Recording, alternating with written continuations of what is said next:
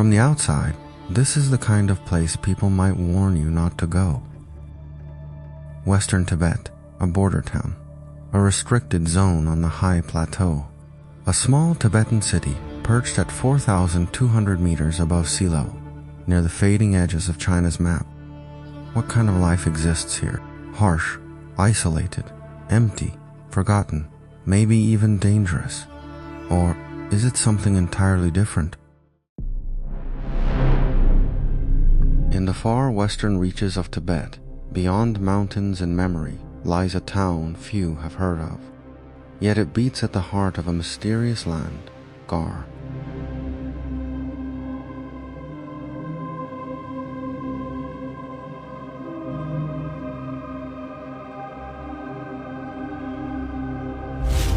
Gar, also known as Shishvatitang, is the capital of Angari Prefecture.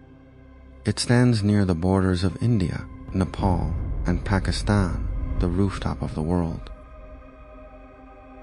A small town commanding vast silence, Gaur is a gateway to legend, power, and faith.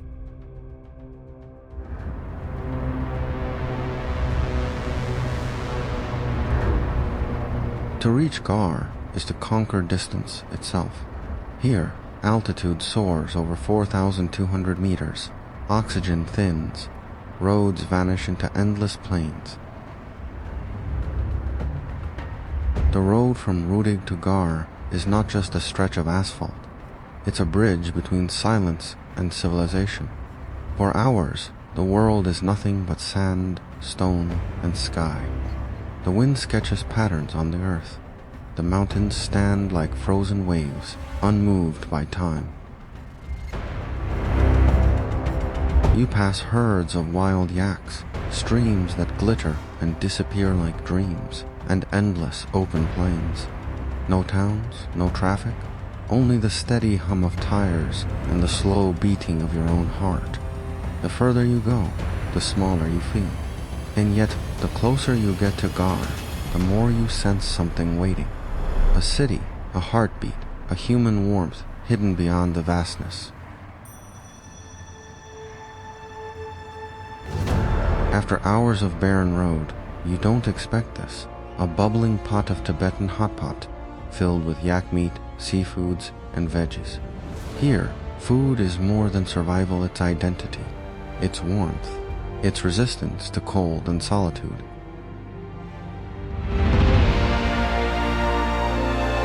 On this rugged plateau, a warm meal feels like an open heart. 你有啥推荐的吗？我们第一次来这儿，也不知道吃啥好吃的，来旅游。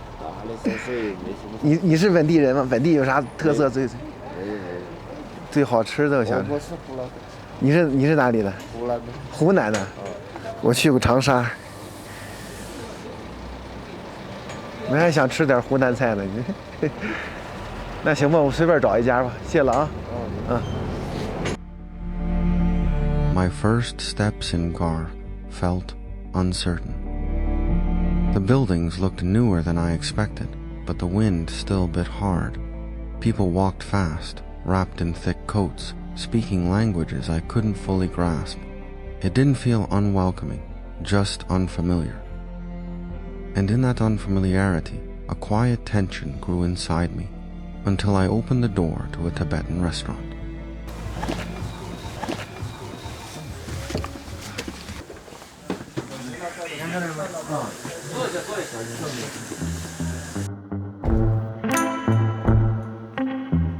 The temperature difference was immediate upon entry. Inside, the space was warmer, both in terms of climate control and visual tone. The air carried the scent of spices, broth, barley, and yak butter. The lighting was soft, the atmosphere calmer than the streets outside. The staff were young Tibetan men and women greeted me with relaxed expressions and attentive service. Their interaction felt genuine and unforced. 好多好吃的呢，吃一藏式火锅，反正里边肉菜估计都有了。那个甜茶是论壶卖的还是论碗卖的？壶卖的。论壶卖的。对。那我们先来一壶甜茶。这个叫扎西德勒，我看哪个都想吃。你是格尔县人吗？不是，我是歌籍的。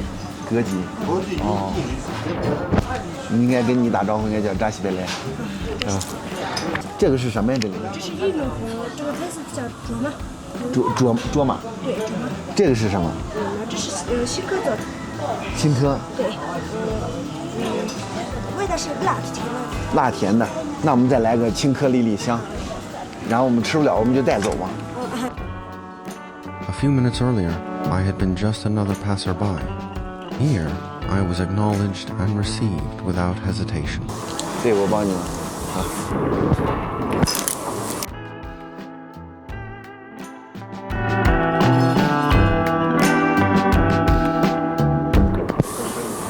芝麻酱、料酒、香油，酱油、香醋。我看这么多调料，扎西德勒。我感觉上面还有那种奶酪，跟那个西餐一样啊。我看里边好像也有是葡萄干。激动人心的时刻到了。Tibet has developed a distinctive hot pot culture. In recent decades, Tibetan hot pot has become an essential part of Highland culinary identity. Though not an ancient tradition in Tibetan history, its evolution reflects a fusion of local resources and outside influences, shaping a style unique to the plateau. 藏语里说谢谢应该怎么说呀？嘎真切。嘎真节。对。嘎真节，我说的对吗？嘎真节。嘎真切。嘎真切。嘎真切。Unlike the spicy, indulgent hot pots of Sichuan, Tibetan hot pot did not arise from a pursuit of flavor, but from the realities of life at high altitude, the need for warmth, nourishment, and communal eating. 拿筷子这样。拿筷子搅一搅，好。那要是叫你，是不是应该和你叫卓玛？不是，我叫许真。许真。对。是你的名字吗？还是就？是我的名字。哦。那这个黑黑的那个这个豆子是叫卓玛吗？卓玛不是女孩的意思吗？不是。不是啊。On the vast Tibetan plateau where oxygen is thin and winters are long, people required meals that were hot, hearty, and easy to share. The shared pot, heated by charcoal or stone, emerged as a response to the environment. Yak meat became the most accessible source of protein. Wild mushrooms, alpine vegetables, and other native ingredients were often added directly into the simmering broth. The flavor profile of Tibetan hot pot is built on rich yak bone stock, often enhanced with select Tibetan medicinal herbs, creating a base that is both nourishing and deeply aromatic. 好，这个怎么吃？这个？就是这样。那蘸着吃。这一个也单独也可以吃。哦，肉肠，哇塞，好。阿真切，阿真切，我感觉我已经融入于当地的生活里边，这感觉太美妙了。As more outsiders arrived, traders, soldiers, and tourists, the dish began to change. A wider range of inventive Tibetan dishes has found its way onto the table.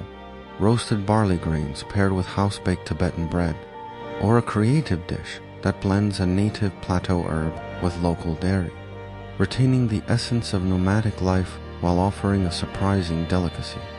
These dishes are merely modern twists. They are conversations between tradition and the present, between the rhythms of the grasslands and the curiosity of the wider world. Today, in border towns like Gar, Tibetan cuisine carries the memory of the pastures, while also embracing exchange, adaptation, and the unexpected. No matter how the menu evolves, one thing remains unchanged. This is food meant to be shared. It warms not only the body, but also the space between people. 一个地方特别陌生，然后用一个那个特别开放、特别融合的一个心态，你过来就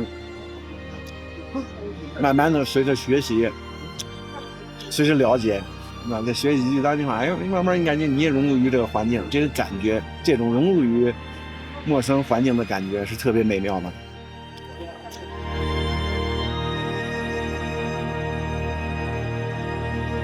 In this town that feels like it stands at the edge of the world, the flavors tell a far more diverse story than one might expect from the Tibetan plateau. Shiquan Hetang, the administrative center of Gar Counties, the capital of Angari Prefecture. The town takes its name from the Lion Spring River, known in Tibetan as Sangzangbo. Originating in the Gangdais Mountains, this river is often called the source of 10,000 rivers, and its waters eventually flow west into India's Kashmir region. The town itself is relatively young. Modern-day Gar began to take shape in the 1960s, when this area was little more than a vast, uninhabited grassland known as the Red Willow Flats.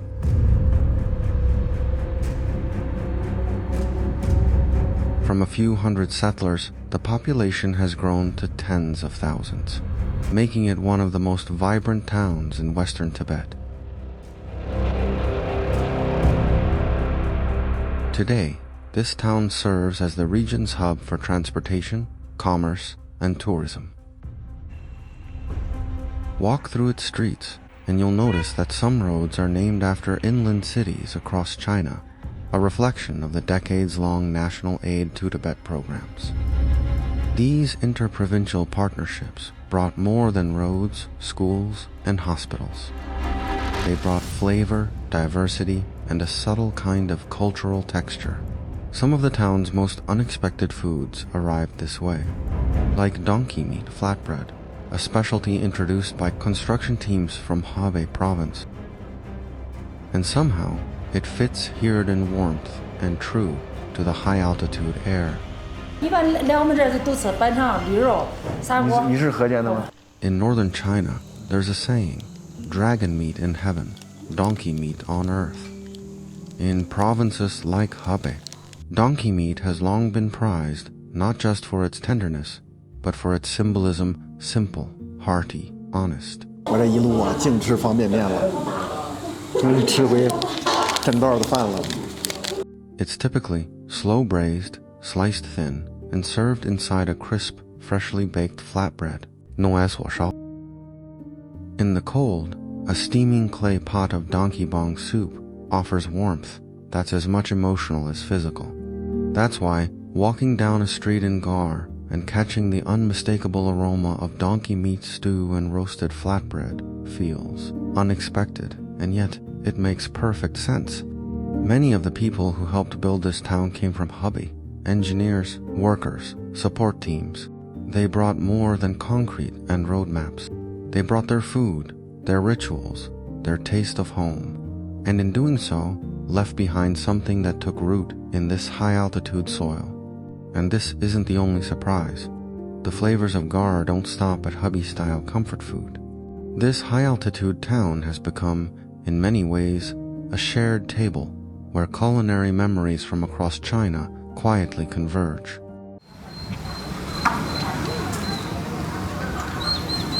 师傅，您是汉族还是藏族？汉族，汉族啊。绵阳的。哦，绵阳的呀。哦。有什么事吗？没事，我问问。他们这个藏族的这个地方，他们也喜欢吃这个川菜。所以这边好多的川菜。对。但我感觉这玩意儿也挺享受的啊！我看连那个 KTV 都有，超出想象，真的超出想象。我们内地像1-2点钟，基本上差不多了，回家睡觉了就。人家这里就不一样，基本上是玩到通宵。所以说在这里跑出租车，每天早上5点钟我们就接班，下午5点钟下班。那回头我晚上也来出来感受一下。都有人。有公主吗？都有，我一天有。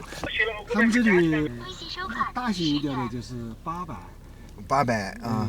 像他们这种有些600、700的。哦，那跟内地差不多了都。Before I came to Gar, I imagined a remote, isolated town tucked deep in the mountains.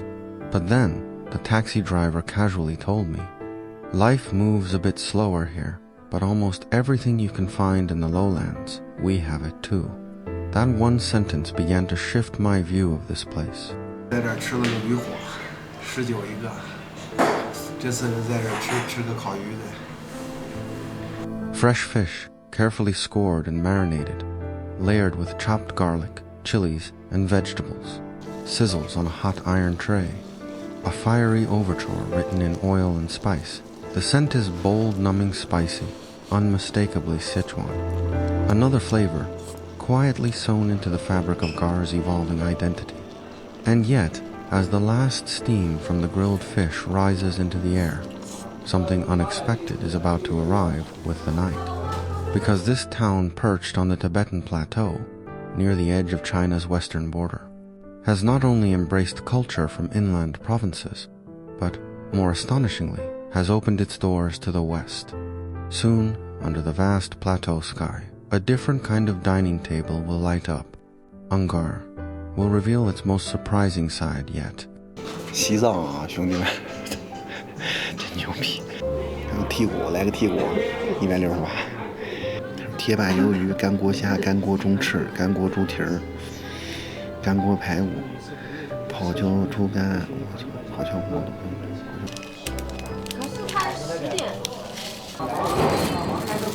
西藏，顿时没有西藏的感觉了。Inside, the lighting is warm and low. The tablecloths are crisp. Soft music plays not loud, not intrusive, yet somehow it makes you feel as if you've stepped into another world. The menu reads, Orleans-style chicken wings, crispy on the outside, glazed with a sweet, smoky sauce. Hawaiian pizza, golden bubbling, the pineapple melting into cheese. 咱尝的这个西藏的哈拉伊啊。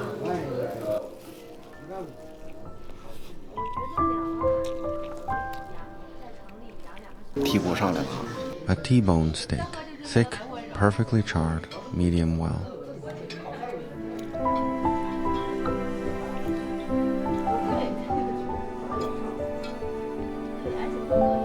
回来之后吃的最正经的一顿牛排，没想到是在西藏阿里吃的。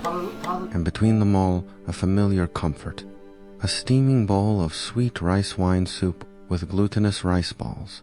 Soft, warm, and carrying just the right amount of homesickness. 这阿里呀，真棒，什么都有。 This isn't a fusion restaurant. It's a map of memory laid out across a table. A dining space stretched across continents. In this room, far from any coastline or major city, locals, travelers, aid workers, border guards, and visiting chefs sit quietly together. Just food, and the simple human act of choosing to sit down and eat.